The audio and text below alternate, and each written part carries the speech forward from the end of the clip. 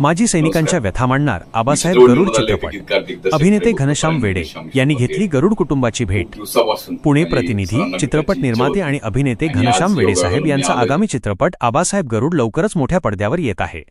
या चित्रपटाच्या पूर्वतयारीसाठी आणि फौजींच्या जीवनातील वास्तव बारकावे जाणून घेण्यासाठी घनश्याम वेडे यांनी 9 एप्रिल 2026 रोजी माजी सैनिक आबासाहेब गरुड यांच्या परिवाराची सदिच्छा भेट घेतली।